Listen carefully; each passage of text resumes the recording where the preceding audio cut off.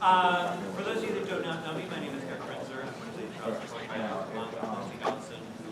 And we want to welcome you to our final director's but majorly just be quiet. This is the final director's And make sure just to follow your script, do all that. And that then everything goes well. if anything's And our going goal on is during to the not show, I'll stop. fix it on the computer.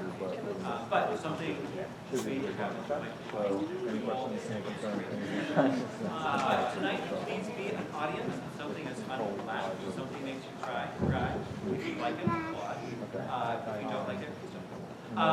We're perfect. But it's important for the kids to get some response to things that happen on the stage. Up to this point in time, it's just been me and Cody laughing at things. Cody's our student. And so it's important for them to hear responses from the audience and gets them ready for tomorrow. Afterwards, thank you also very much for your support from the Drama Club. And we hope you enjoyed James' speech.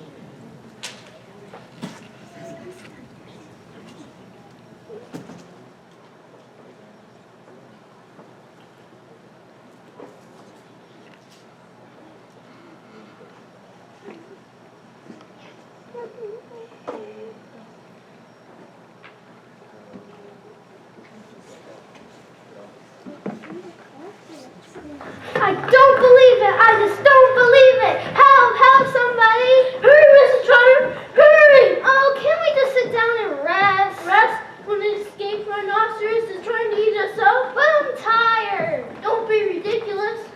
It's gaining on us! Hurry! I don't think we're going to make it, Mr. Trotter! No, neither do I. Well, goodbye, Mrs. Trotter. Goodbye, Mr. Trotter! Bye-bye, Betty. Wow, what a beginning to a story. Can you believe it? Now, I'm sorry to start this story off with such a terrible event as a mother and father being swallowed up by an escaped rhinoceros, but I just had to tell you. You see, it's because of this event that this story even happened. Life was really great for our hero, James Henry Trotter, until this happened to his parents. Now, James was sent away to live with his two aunts, Aunt Sponge and Aunt Spiker. And I am sorry to point out, but I must, that they were both really horrible people. They were lazy and cruel and selfish, and right from the beginning they started beating poor James for almost no reason at all. They never referred to him by his real name, but always called him, "You miserable creature," or "You disgusting little beast," or "You filthy nuisance." And they certainly never gave him any toys to play with, or picture books to look at or read. His room was as bare as a prison cell. They lived, Aunt Sponge, Aunt Spiker, and now James as well, in a queer ramshackle house on top of a high hill in the south of England. The hill was so high that from almost anywhere in the garden, James could look down and see for miles and miles a marvelous landscape of woods and fields. And on a very clear day, if he looked in just the right direction, he could see a tiny gray dot far away on the horizon, which was the house that he lived in with his beloved mother and father. And just beyond that, he could see the sea itself, a long, thin streak of blackish blue, like a line of ink beneath the rim of the sky. But there was one morning, and something rather peculiar happened to James. It all started on a blazing hot day in the middle of summer. Aunt Sponge, Aunt Spiker, and James as well were all out in the garden. James had been put to work as usual. This time, it was chopping wood for the kitchen stove. Aunt Sponge and Aunt Spiker were sitting in deck chairs nearby, comfortably sipping tall glasses of fizzy lemonade, making sure that James didn't stop working for just one moment. Let's take a closer look at what's happening. I look and smell, I do declare, as lovely as a rose. Just feast your eyes upon my face, observe my shapely nose. Behold my heavenly silky locks, and if I take off both my socks, you'll see my dainty toes. But don't forget, my dear old Sponge, how much your tummy shows. Why, Sponge, you're red. Go soak your head. My dear, you cannot win. Behold my heavenly silky locks. Behold my gorgeous curvy shape. Oh, my teeth, my charming grin. Oh, beauteous me, how I adore my radiant looks, and please ignore the pimple on my chin. My dear old trout, to the water I shout, you're only bones and skin. Such loveliness as I possess can only truly shine. In Hollywood, I do declare, oh, wouldn't that be fine? I capture all the nation's hearts, they give me all the leading parts. The stars would all resign. I think you'd make, without mistake, a lovely Frankenstein. What's the matter with you? Oh, Auntie Spiker, I feel as if I'm going to faint. Stop that mealing, get on with your work, you nasty little beast. Oh, Auntie Sponge and Auntie Spiker, couldn't we all, please, just for once, go down on the seaside on the bus? It isn't far. It feels so hot and awful and lonely. Why, you lazy, good-for-nothing brute! Beat him! I certainly will. I shall beat him later on in the day, when I don't feel so hot. Now, get out of my sight, disgusting little worm, and do some work. It was at this time that the first thing, the rather peculiar thing, happened to James. Come closer to me. Come right up close to me. I will show you something wonderful. You see this? You know what this is, my dear. You know what's inside this little bag. Take a look, my dear. Listen to them. Listen to them move. There's more power and magic in these little green things than all the rest of the world put together. But what are they? Where do they come from? Ha! You never guessed that. Crocodile tongues, 1,000 slimy crocodile tongues, boiled up in the skull of a dead witch for 20 days and nights. Add the fingers of a young monkey, the gizzard of a pig, the beak of a green parrot, the juice of a porcupine, 3 spoonfuls of sugar, stew for another week, and let the moon do the rest. Here, you take it. It's yours. Now, all you've got to do is this. Take a large jug of water and pour all the little green things into it. Then, very slowly, one by one, add 10 hairs from your head. That sets them off. In a minute, the water will begin to froth and bubble furiously. And as soon as that happens, you must drink the whole thing down, the whole jugful in one gulp. And then you will feel it boiling and churning in your stomach, and steam will start coming out of your mouth. And immediately after that, marvelous things will start happening. Fabulous, unbelievable things. And you will never be miserable again in your life. Because you are miserable, aren't you? You needn't tell me. I know all about it. Now, off you go and do exactly as I say. Don't let those little green things get away from you, because if they do, they'll be working their magic upon somebody else instead of upon you. Whatever they meet first, be it bug, insect, animal, or tree, that'll be whatever gets the full effect of their magic. So, hold the bag tight. Don't wait. Off you go. Now's the time. Hurry! Whoa! Oh no! What am I going to do? Well, I suppose I'll try to pick them. Wait, why, they're burning to the ground! I can't get them! I can't get them! But where have they gone to? There's nothing down there except for the roof of the old peach tree. A whole lot of earthworms and centipedes and a whole lot of other insects. Get back over there and finish chopping up those logs immediately! Why don't we just lower the boy down the well in a buggy and leave him there for the night? Dad teach not to laze around like this the whole day long. That's a very good idea, my dear Sponge. But let's make him finish chopping up the logs first. Now, be off you at once, you hideous worm. Do some work!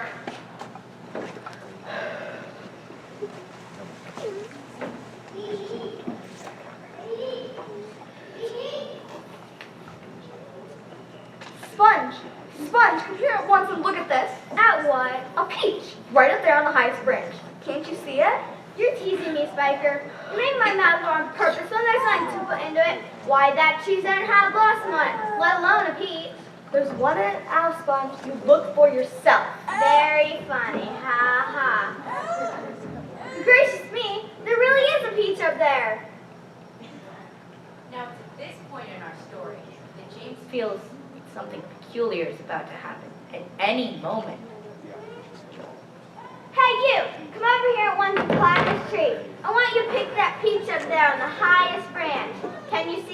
Yes, Auntie Sponge, you can see it. And don't you dare to eat any of it yourself. Your Aunt Spiker and I are going to have it between us right here and now. Half each. Well, get on with you. Up you go. Stop! Hold everything. Look! Look, Sponge, look! What's the matter with you? It's growing! It's getting bigger and bigger! What is? The page, of course! But my dear Spiker, that's perfectly ridiculous. That's impossible. No, that can't be right. No, yes. Great Scott, the thing really is growing. Great Caesar's ghost. I can actually see the thing bulging and swelling before my very eyes. Will it ever stop growing? Get away from that tree trunk, you stupid boy! The slightest shake, it will fall off and break. Stand back. The branch is bending right down. I can't believe it, but the branch isn't breaking. Hallelujah! What a peach! Magnifico, magnifico, splendifico, and what a meal. It's right, it's just perfect. Now see here, Spiker, while we go and get a shovel right away and dig out a great big hunk of it for you and me to eat. No, not yet. I can't wait to eat some. My dear Sponge, there's a pile of money to be made out of this if only we can handle it right. You wait and see.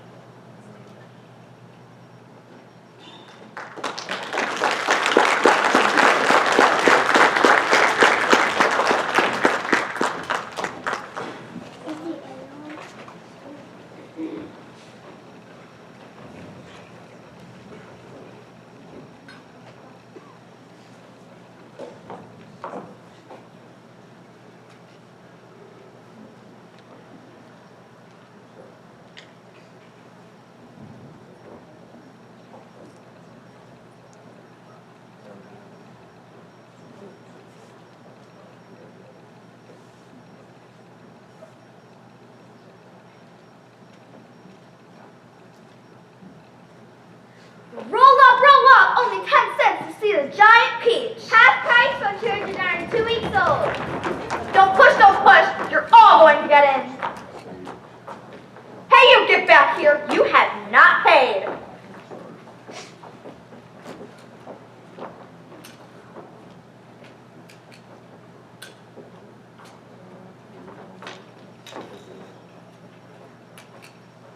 It'll cost you double to bring in a camera. All right, we don't care.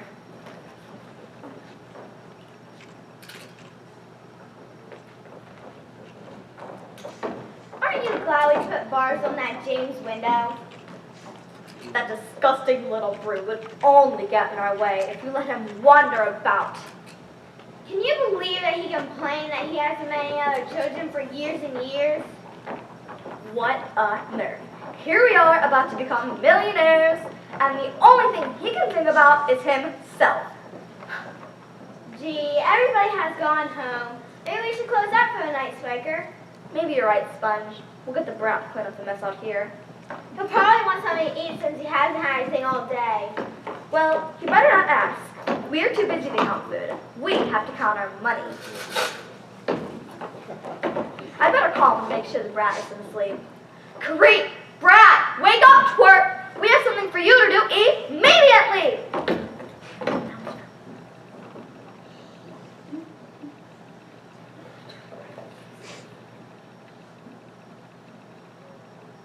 Sure is dark out here tonight. Can't even hear a sound. Strangely quiet. Oh, boy, am I hungry. I suppose I should be more concerned with my aunt, though. Aunt Spiker says all I do is think of myself. Maybe she's right. Gee, it's kind of spooky. Can you imagine how James feels right now? Have you ever been out alone on a dark, quiet night? Well, here is. James knows. He can just feel it in his bones that something stranger than ever this time is about to happen to him again. He's sure of it. He can feel it coming. Everything's so different. Suddenly the whole place seems to be alive with magic. Wow, it must feel soft and warm. Must feel a little furry, like the skin of a baby mouse. That? I don't believe it. But there's a hole in the side. Quite a large hole. The whole animal about the size of a fox might make. It's not a hole. It's a tunnel. Boy, sure is damp and murky in here. The walls are wet and sticky and taste like peach juice dripping from the ceiling. Mmm, delicious. How's going? Uphill? Towards the very center? That hurt. What's this? Seems like a solid wall. It feels like wood, only that's very jagged and full of deep grooves. Good grief, I know what this is. I've come to the stone in the middle of the peach. And here is what appears to be a small door cut into the face of the stone. Let's see here. There. It swung open. But what's this light? Look who's here. We've been waiting for you. Oh no. No. I'm hungry. I'm famished. So am I. Everyone's famished. We need food. That's Are you hungry? I don't know how he What's the matter with you? You look positively ill. He looks as though he's going to faint any second now. Oh my goodness, the poor thing. I do believe he thinks it's him we are wanting to eat. You mustn't be frightened. We wouldn't dream of hurting you. You're one of us now. Didn't you know that? You're one of our crew. We are all in the same boat. We've been waiting for you all day long. We never thought you were going to turn up. I'm glad you made it. So cheer up, my boy, cheer up. And meanwhile, I wish you'd come over here and help me with my boots. It takes me hours to get them all off by myself.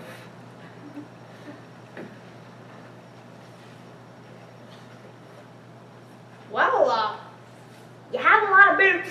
I have a lot of legs and a lot of feet. 100 to be exact. I am Centipede, you know. There he goes again. His enemy could not stop telling lies about his legs. He's only got 42. The trouble is that most people don't even bother to count them. And anyways, there's nothing marvelous, you know, Centipede, about having a lot of legs. Poor Earthworm. She's blind, you know. She can't see how splendid I look. In my opinion, the truly marvelous thing is having no legs at all, so be able to walk just the same. You call that walking? You slither. That's all you are. You just slither along. I glide. You're a slimy beast. I am not a slimy beast. I'm a useful and much-loved creature. Ask any gardener you like. And as for you, I am a pest. He is so proud of that, though for the life of me I cannot understand why. Oh, please excuse me. My name is Ladybug. Pleased to meet you. I am the only pest in this room. Unless you count old green Grasshopper over there. But she's too old to be a pest anymore. Young fellow, I am Grasshopper, who is rather old, but not a pest. I am a musician. Well said, old green grasshopper. In case you haven't guessed by now, my name is Spider. James. Your name is James, isn't it? Yes. Well, James, have you ever in your life seen such a marvelous, colossal centipede as me? I surely haven't. How did you become to be like that? Very peculiar. Very, very peculiar indeed. One day, I was messing about under the old peach tree in the garden, and suddenly, these funny green things came wriggling past my nose. Oh, I know what those were. It happened to me too. And me. Suddenly there were little green things everywhere. The soil was full of them. I actually swallowed one. So did I. I swallowed 3. But who's telling the story here? Don't interrupt. Not now, Centipede. Why don't you get to the top and get started? What's going on? In case you don't know it, we are about to depart from the top of this ghastly hill that we've all been living on for so long. We are about to roll away inside this great, big, beautiful beach to Orlando. To Orlando. Of what? Never you mind, but nothing could be worse than this desolate hilltop and those 2 repulsive ants of yours. Here, here. You may not have noticed it, but this whole garden, even before it reaches the steep edge of the hill, happens to be on a very steep slope. And therefore, the only thing that has been stopping this peach from rolling away this whole time is the thick stem attaching it to the tree. Break the stem and off we go. I've done it. We're off. The journey begins. And who knows where it will end if you have anything to do with it? Nonsense! We are about to visit the most marvelous places and see those wonderful things. Isn't that so, Centipede? There is no knowing what we shall see. We may see a creature with 49 heads who lives in the desolate snow. And whenever he catches a cold, which he dreads, he has 49 noses to blow. We may see a dragon and nobody knows that we won't see a unicorn there. We may see a terrible monster with toes growing out of the tufts of his hair. We may see the sweet little bitty bright hen, so playful, so kind and well-bred, and such beautiful eggs. You just boil them and then they explode and blow off your head. But who cares? Let us go from this horrible hill. Let us roll, let us bowl, let us plunge. Let us go rolling and bowling and spinning until we're away from old Spiker and Sponge.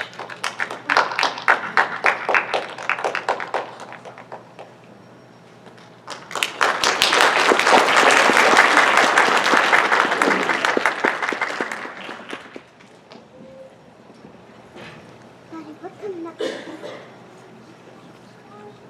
I hope it's going to be Ariel. What?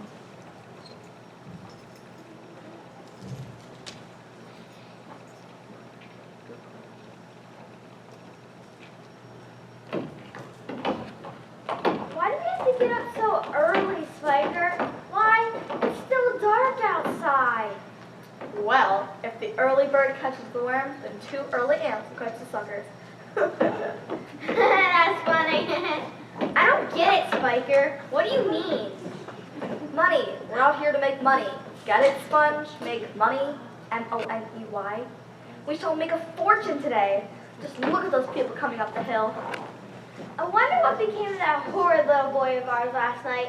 He never did come back in, did he? He probably fell down the well and broke his leg.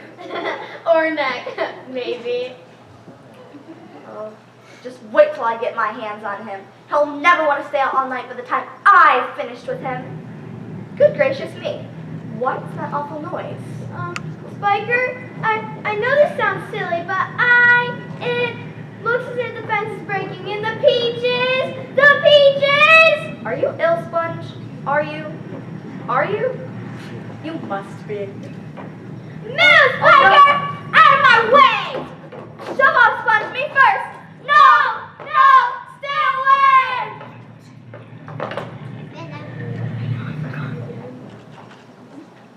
I wonder what that noise was. Well, anyway, you'll never believe it, but the peach is rolling and bouncing down the steep hill at a terrific rate. The crowds of people who are coming up the hill have suddenly caught sight of it plunging down upon them, and they're scattering to the left and right.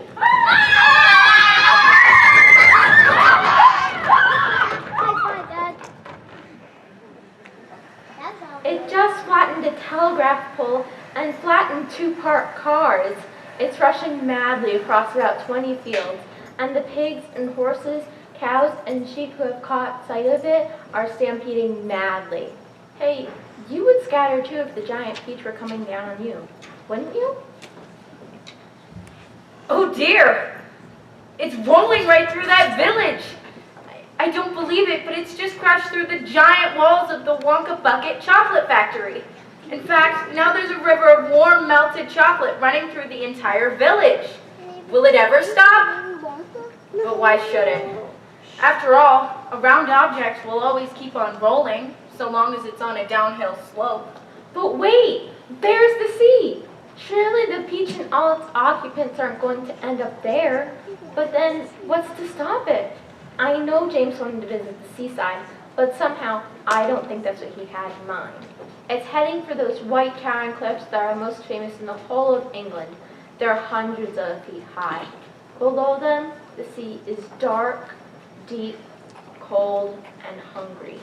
Many men and ships have lost their lives on this part of the coast of England.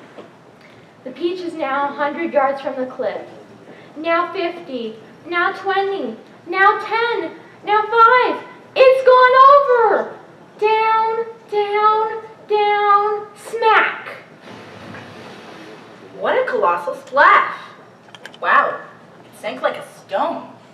Wait, I think I see. Yes, yes, I see something coming. Look over there!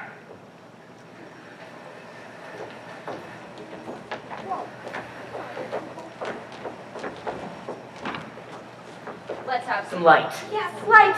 Give us some light, Glow-worm. Glow-worm? And then my Glow-worm in here. That's because he was up on the ceiling, the lazy beast. Although, now that you mention it, he doesn't look like much of a worm, does he? I am not a worm. I am not a he either. I'm simply a lady firefly without wings. Big deal, big deal. Come on, just give us some light. I'm trying. I'm doing my best. Please be patient. There. Some great journey. I shall never be the same again. Nor I. It's taken years off my life. But my dear friends, we are there. Where? Where is there? I don't know. But I'll bet it's somewhere good. We're probably at the bottom of a coal mine. Perhaps we are in the middle of a beautiful country full of songs and music. Or near the seaside with lots of other children for me to play with. Pardon me, but am I wrong in thinking we seem to be bobbing up and down? Bobbing up and down? What on earth do you mean? You're still dizzy from the journey. Is everybody ready to go upstairs now and take a look around? Yes. Oh, I refuse to show myself out of doors in my bare feet. I have to put my boots on again first. For heaven's sake, let's not go through all that nonsense again. Let's all lend a centipede a hand and get this over with. Come on. While you're doing that, I'll leave a ladder to help us get out.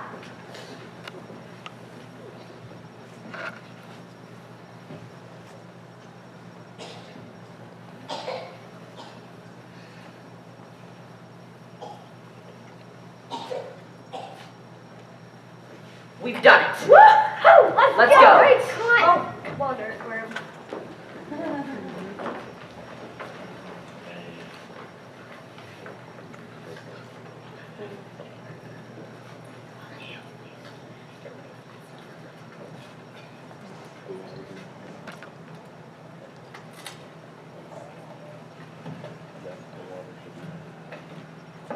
But this is impossible. I told you we were bobbing up and down. We're in the middle of the sea. But where are the woods? Where are we? Ladies and gentlemen, I'm afraid that we are in a rather awkward situation. Awkward? We are finished! I may be blind, you know, but that much I can see quite clearly. Off with my boots. I cannot swim with my boots on. I can't swim at all. Nor can I. Nor I. But you won't have to swim. We are floating beautifully. And sooner or later, a ship is bound to come along and pick us up. Are you sure, Sure we're not sinking? Of course I'm sure. Go look for yourself. The boy is quite right. We are floating beautifully. Now everybody should sit down and... Yes. You must be crazy. Nothing is ever all right in the end, and well, you know it. Poor Earthworm. She loves to make everything into a disaster. She hates to be happy. If this peach is not going to sink, and if we are not going to be drowned, then we shall all starve to death instead. By golly, she's right. For once, she's right. Of course. I'm always right. We shall get thinner and thinner and thirstier and thirstier. I am dying already. I'm slowly shriveling up for want of food. Personally, I would rather drown. But you must be blind! Blind? How cruel! You know very well I'm blind. There's no need to rub it in. I didn't mean that. I'm sorry. But can't you see that? See? How can I see if I am blind? Can't you realize that we have enough food here to last us for weeks and weeks? Where? By the peach, of course. Our whole ship is made of food. Jumping Jehoshaphat! We never thought of that. My dear James, you are so clever. I don't know what we'd do without you. You must be crazy. You can't eat the ship. That's the only thing that's keeping us up. We shall starve if we don't. And we shall drown if we do. Oh dear, no, we're worse off than before. You can eat all you want. It would take us weeks and weeks to make any sort of a mechanism with an enormous peach. Surely you can see that. My goodness, he's right again. An excellent idea. What's the problem, Earthworm? What are you looking so worried about? The problem is that there is no problem. Here, Earthworm. Let's see. Delicious. Just fabulous. Oh my, you know, James, this peach is even better than those tiny little green flies that live on rose bushes. And flies were never as good as this. What a flavor. It's terrific. There's nothing like it. There never has been.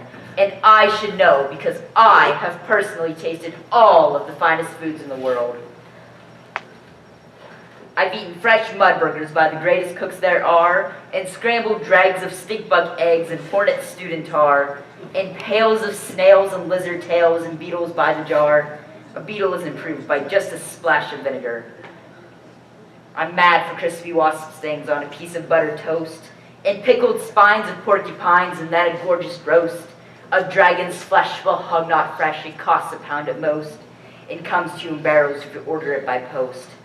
For dinner on my birthday, shall I tell you what I chose? Hot noodles made from poodles on a slice of garden hose, and a rather smelly jelly made of armadillo toes. The jelly is delicious, but you have to hold your nose. And now comes, I do declare, the burden of my speech. These foods are rare beyond compare, some are right out of reach. But there's no doubt I'd go without a million plates of each for one small mite, one tiny bite of this fantastic peach. What's that funny thin black thing gliding through the water over there?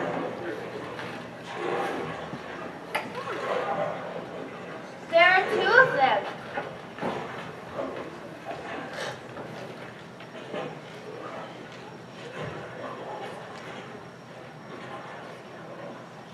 There are lots of them. What are they? Probably some kind of fish. Come on to say hello. They're sharks. I'll bet you anything you like that they're sharks. And they've come along to eat us all up. What absolute rot. I'm positive they are sharks. I just know they are sharks. Just assuming that they are sharks. There still can't be possibly any danger if we stay up here. Is there? They're all coming towards us. Get out of here! Oh dear, they're attacking. We're finished now. They will eat up the whole peach, and then there will be nothing left for us to stand on. Then they'll start on. She's right. We're lost forever. Oh, I don't want to be eaten. But they will take me first of all because I'm so fat and juicy, and I have no bones. Is there nothing we can do?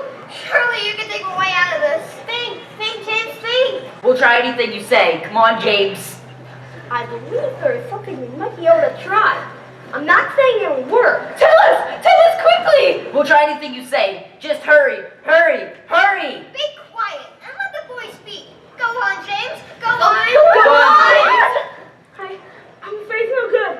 After all, I'm terribly sorry. I forgot. We don't have any string. We need hundreds of yards of string to make this work. But my dear boy, that's exactly what we do have. We've got all you want. How? Where? The silkworm. Didn't you ever notice the silkworm? He's still downstairs. Yes, he never moves. He just lies there sleeping all day long. But we can easily wake him up and make him spin. And what about me, may I ask? I can spin just as well as any silkworm. What's more, I can spin patterns. Can you make it up between you? As much as you want. And quickly! Of course. I want to be strong. The strongest there is. But why? What are you going to do? I'm going to lift this peach clear out of the water. You're mad! It's our only chance. How are you going to do it? Skyhooks, I suppose. Seagulls! The place is full of them. Look up there. I'm going to take one long silk string. I'm going to loop it around a seagull's neck. Then I'm going to take the other end and I'm going to tie it around the stem of the peach. Then I'm going to do the same thing with another seagull and another and another and another. Excuse me, but how do you suppose a few seagulls can lift up an enormous peach like this and all of us as well? There's no shortage of seagulls. Look for yourself. Only probably about 400, 500, maybe even 1,000.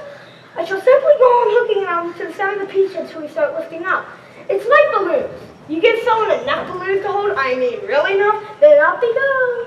And a seagull has far more lifting power than a balloon. If only we had the time to do it. And how do you propose you're going to get a loop of string around a seagull's neck?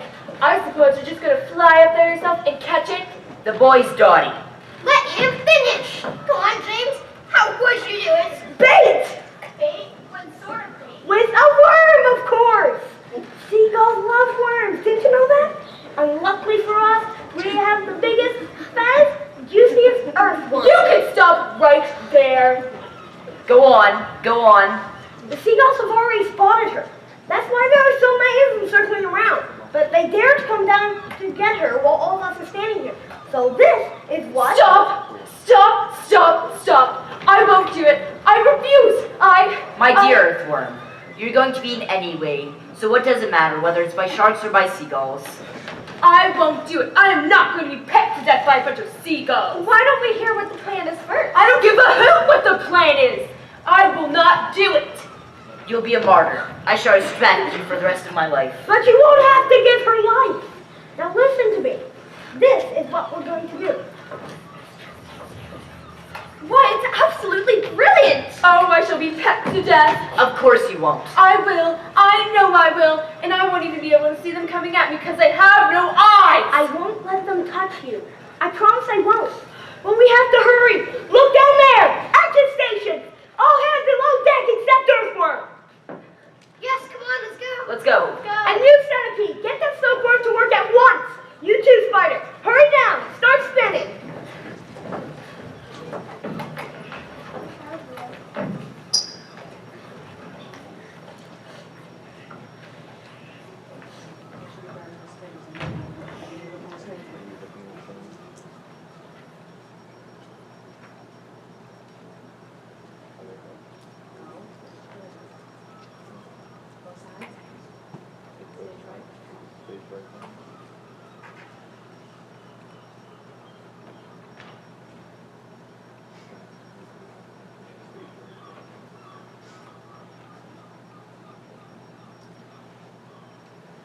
This is the 502nd seagull. I think that this one will do it. Oh, I don't like this at all. Hurry, James. Lie down, Earthworm. You should be Thankful you're still alive. All because James had such a clever idea. Yes, I marvel at him. Just think, capturing seagulls by using bait. Yes, it is a splendid idea. None of you the bait. Hey, it's working! It's working! I can feel us lifting! Come on, everybody! It's working! It's working!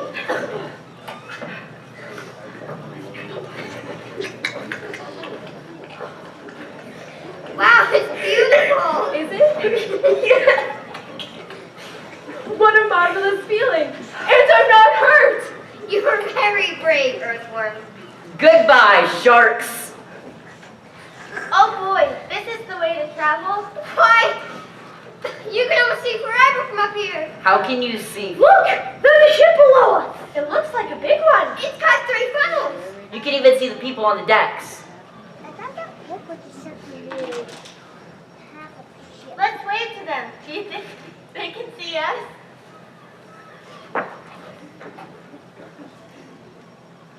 What an adventure. Can you believe it? Wow. Now neither James nor any of the others know it, but the ship that is passing beneath them is actually the Queen Mary, sailing out of the English Channel on her way to America. And on the deck of the Queen Mary, the astonished captain and a group of her officers are all gaping at the great round ball, hovering overhead. I don't like it. Nor do I, sir. You think it's following us? I tell you, I don't like it. It could be dangerous. That's it! A secret weapon! Holy cats! Send a message to the Queen at once. The country must be warned. Give me my telescope.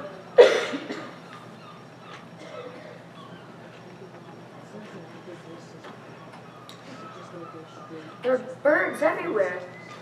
The whole sky is teeming with birds. What are they doing? And wait a second. There's people in it. I can see them moving. There's do I have this darn thing focused properly? It looks like a little boy in short trousers. Yes, I can distinctly see a little boy in short trousers standing up there. And there's a sort of giant ladybug. Now just a minute, Captain. And a colossal green grasshopper. Captain, please. And a mammoth spider. Oh dear, she's been at the whiskey again. And an enormous, a simply enormous centipede! Call the ship's doctor! The captain's not well! Get help, quickly! But look, it's disappeared in those thick clouds. Now we'll never see it again. I don't care. The captain's flipped her lid. She's popped her cork. I'm the captain now. Get her off the deck. Take her below. She's sick.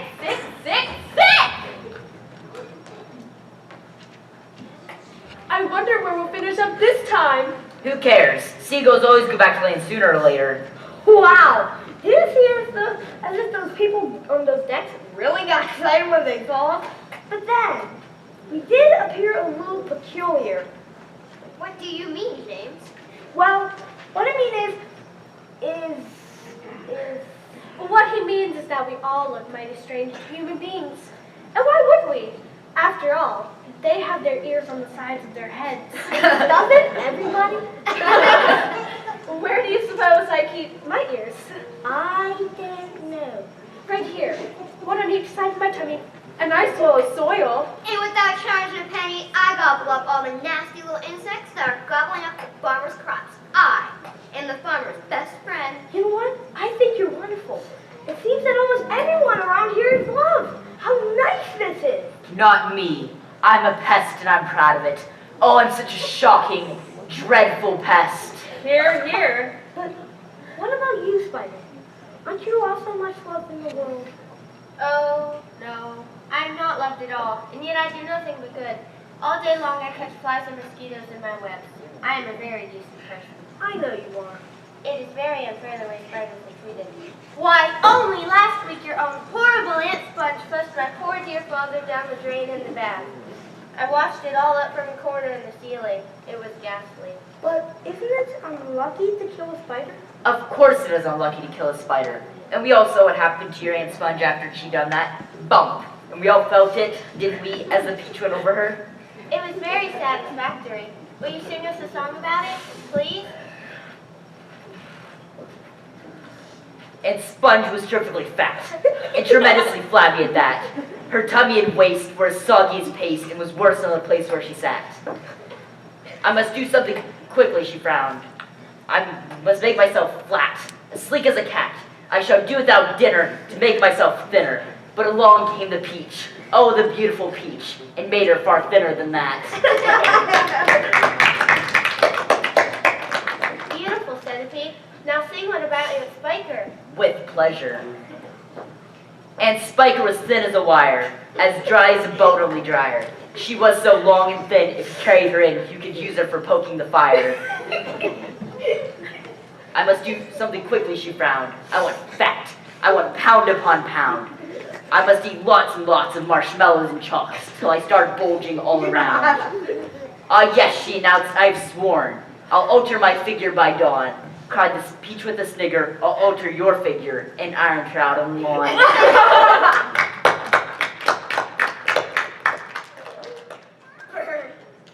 It's getting colder. And darker. Why don't we all go down below and keep warm until tomorrow morning? No! I think that would be very unwise. It will be safer if we stay up here through the night and keep watch. But then if anything happens, we shall be ready for it.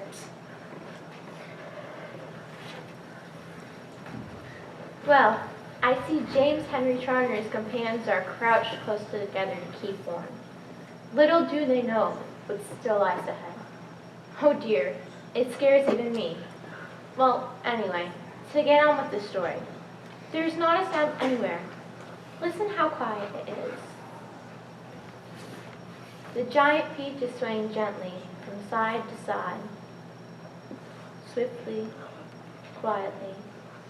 Not at all like airplanes that roar through the sky, driving whatever might be lurking behind the clouds back into their secret worlds.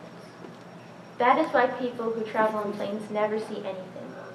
But the peach, ah yes, the peach makes no noise at all as it glides through the clouds, swiftly, softly. Wait! Shh! Be quiet! There!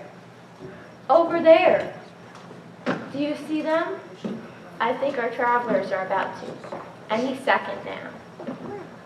James, what are those things? Oh, I don't like this at all. Don't let them hear you.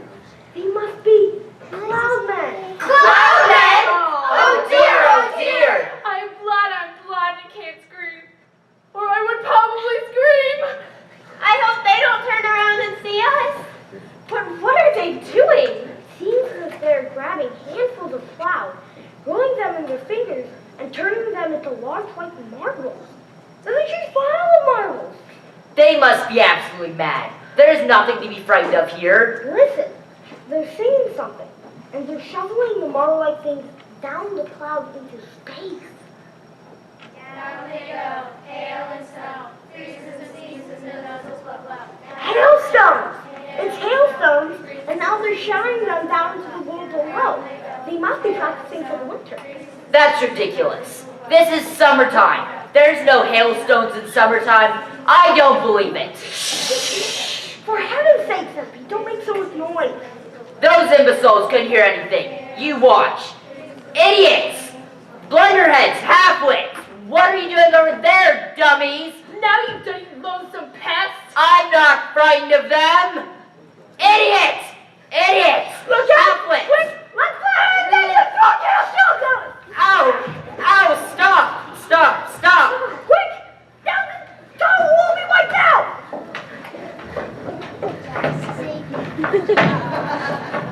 What? Why was that spider loud?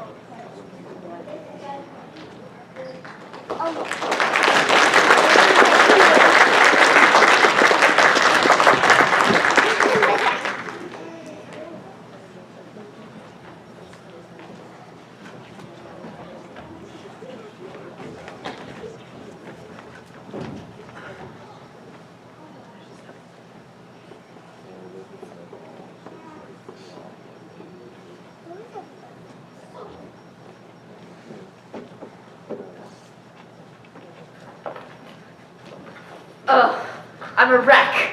I'm wounded all over. It serves you right. Listen, I do believe you're not throwing hailstones at us anymore.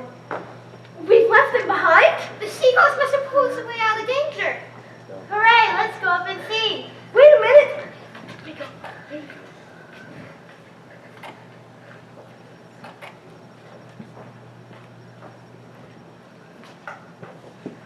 It's all clear. I don't see them anywhere.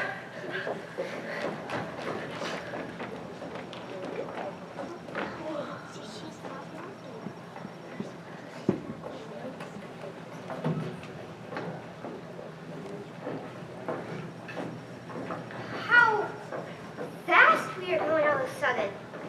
I wonder why. I don't think the seagulls like this place any better than we do. I suspect they want to get out of it as quick as they can.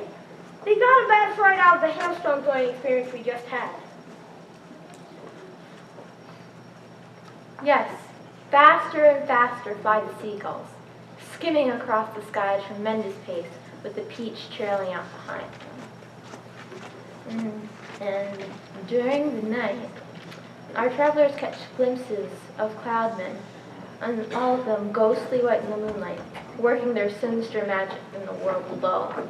They see a snow machine in operation, with cloudmen turning the handle on a blizzard of snowflakes, blowing out the great funnel above. They see huge drums being used for thunder. They see frost factories and wind producers. And deep in the hollow of a large billowy cloud, something that can only be a cloudman's city. Just before dawn, they hear a soft whooshing noise, and they glance up to see an immense bat-like creature swooping down towards them out of the dark. It flaps its great wings slowly and circles around the peach, staring at the travelers. Then it utters a series of long, high cries and flies off again into the night. How terrifying! They all sit motionless. Fearfully, they sit in silence, waiting, watching the sun as it comes up over the horizon for a new day.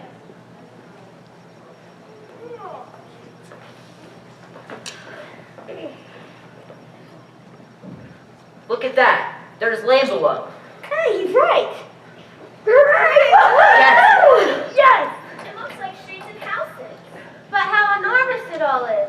But what tremendous tall buildings. I've never seen anything like them before in England. This couldn't possibly be England. Then where is it? You know what those buildings are? Those are skyscrapers. This must be America. And that means, my friend, we have crossed the Atlantic Ocean overnight. You don't mean it. It's incredible. It's unbelievable. It's not possible. Oh, I've always dreamed of going to America. I had a friend once. Be quiet. Who cares about your friend? The thing we got to think about now is how on earth we're going to get back down to earth. Ask James. I don't think that's going to be so very difficult. All we'll have to do is cut loose a few seagulls. Not too many, mind you, but just enough so that the seagulls can't quite keep the beak in the air. Then down we shall go, slowly and gently until we reach the ground. Centipede will bite through the strings, one at a time. I've forgotten to polish my boots. I realized how we to polish them before we arrive. For heaven's sake, can't you ever stop thinking about... What is that? It looks like a plane. It came shooting out that cloud over there. Oh no! It's unbelievable! It sliced right through every single one of the silken strings. We're falling! Help! Save us! We're lost! This is the end! James! Do something, James! You've always had the answer before! Quickly, do something! I wish I had the answer. I'm sorry. Shut your eyes, everybody. It won't be long now. Is it gone? No.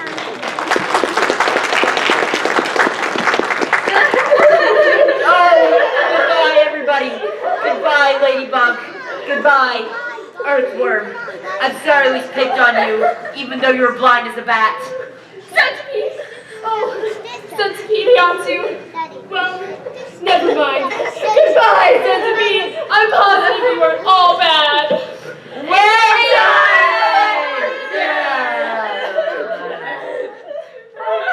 I don't believe it. We're not dead. We're not. We're not. But how?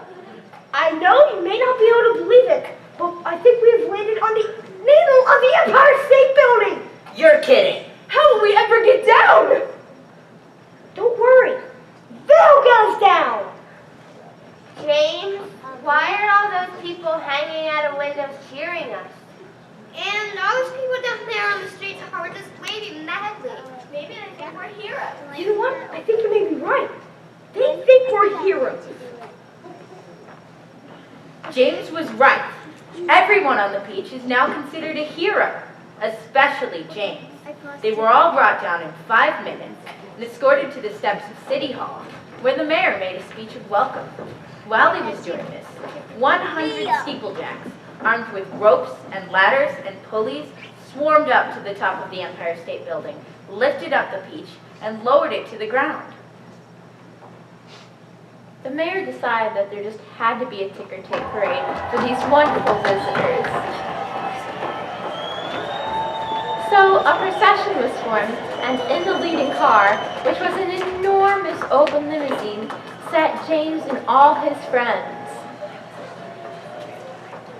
Next came the giant peach itself. Men with cranes and hooks and ladders and everything lifted it and placed it on the back of a giant truck. There it now sat, looking just as proud and brave and giant as ever. There was, of course, a bit of a hole in the bottom where the spike of the Empire State Building had gone. But who cared about that? Or indeed that it was dripping peach juice all over the place. Behind the peach, skidding about in all the peach juice, came the mayor's limousine and about 20 other limousines carrying all the important people of the city. The crowds went wild with excitement. They yelled, they cheered, they screamed and clapped. They threw bits of white paper and ticker tape at James and his friends, who were standing up in their car waving as they went by. And then a rather peculiar thing happened. A little girl in a red dress ran up to James and shouted, "Oh, James, James, Please, could I have just a tiny taste of your marvelous peach? Eat all you want, James shouted back. It won't keep forever anyway. And needless to say, that was the beginning of the end for our splendid giant peach. Children came from everywhere. They swarmed all over the giant peach like ants, eating and eating to their heart's content. More and more boys and girls came to join the feast, and soon there was a trail of children a mile long chasing after the peach. It really was a fantastic sight. To some people, it looked as though the Pied Piper of Hamelin had suddenly descended upon New York. And to James, who had never dreamed that there could be as many children as this in the world, it was the most marvelous thing that had ever happened. By the time the procession was over, and the peach had been completely eaten up, all that was left in the center was the big brown stone, lit clean and shiny by 10,000 eager little tongues. And thus the journey ended. But the travelers lived on. Every one of them became rich and successful in the new country. The Centipede was made vice president in charge of manufacturing and sales of a high-class shoe and boot company. The Earthworm, with her lovely pink skin, was employed by a company that made women's face creams to do commercials on television. The Spider, after she had been taught to make nylon thread instead of silk, set up a factory and made ropes for tightrope walkers.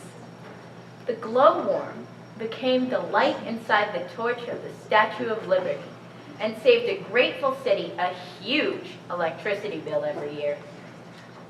The old green grasshopper was made a member of the New York Symphony Orchestra, where her playing was greatly admired. The ladybug, who had been haunted all her life by the fear that her house was on fire and her children all gone, married the head of the fire department and lived happily ever after. And the peach stone was set up in Central Park as a famous monument. But not only was it a famous monument, it was a famous house. And inside that famous house lived James Henry Trotter himself. All you had to do was go up to the house, knock on the door, any day of the week, and the door would be open to you. You could ask James to tell and tell again the stories of his adventures on the peach.